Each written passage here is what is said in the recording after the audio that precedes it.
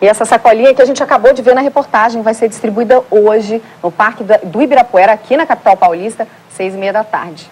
E a gente continua a nossa conversa sobre essas atitudes que fazem muita diferença no meio ambiente da cidade. Eu falo agora com o Sabetai Calderoni, que é consultor da Organização das Nações Unidas e presidente do Instituto Brasil Ambiente. Tudo bem? Tudo bem, Michele. É um prazer te receber aqui. Satisfação voltar à cultura. Gostou da sacolinha? Gostei muito. Minha avó já usava. Tá vendo? Tem que voltar, né, esse antigo hábito. Mas eu queria, antes da gente começar essa conversa sobre esse tipo de sacolinha, saber se existe alguma lei que controle a quantidade de resíduos, como essas sacolinhas de plástico jogados no meio ambiente. No Brasil, assim como no mundo, existe uma norma que diz: poluiu, pagou. É preciso compensar todos os prejuízos que nós causamos ao meio ambiente.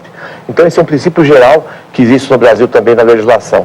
Nem sempre é muito bem cumprido, mas é possível fazer com que isso venha a ser cumprido a partir de políticas. Política agora que existe no Estado de São Paulo, um pouco a partir da instituição da Política Estadual de Resíduos, e no Congresso Nacional está sendo discutida também a Política Nacional de Resíduos já há 15 anos. Vamos esperar que seja aprovada. Sabetai, essas sacolinhas que a gente recebe no supermercado, então elas podem ser recicladas?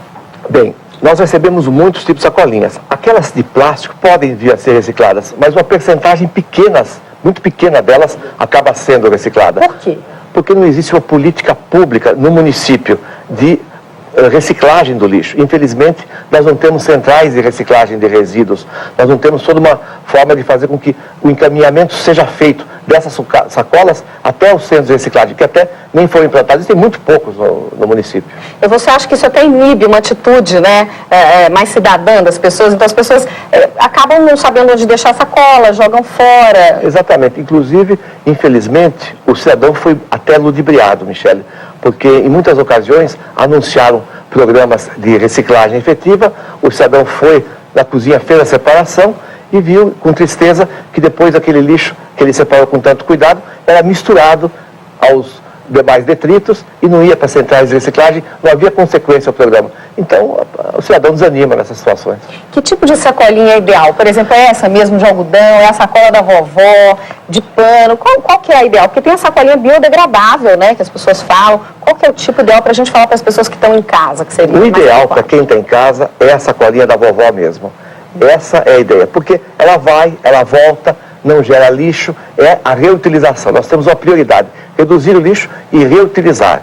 Essa é a sacola ideal. E mesmo depois do fim da vida útil, ela também se decompõe de uma forma mais rápida do que a sacola plástica. Porque é difícil, né, essa mudança de postura, por exemplo. É comum a gente ir ao supermercado e o próprio atendente lá, quem está colocando as embalagens, colocar 2, 3 sacolas de plástico, né, no mesmo produto. É verdade, é uma coisa desnecessária, é um hábito que já ficou arraigado. E o pior de tudo é que nós acabamos pagando por isso, porque a sacola, que aparentemente é gratuita, ela está embutida, o custo dela está embutido no preço dos demais produtos do supermercado. Agora, a gente pode usar então essa sacola para o pão, para as compras de casa, mas e para o lixo? O lixo é armazenado ainda em plástico, saco plástico, né? Qual seria a solução para isso? Realmente, quando nós temos lixo que é líquido, ou pode ser líquido... A gente está vendo as imagens da padaria. Isso é muito interessante que seja usado dessa forma. Quando existe líquido, de fato, a gente quer sempre uma proteção e o plástico tem essa serventia. Mas em muitas ocasiões isso é necessário. E muitas pessoas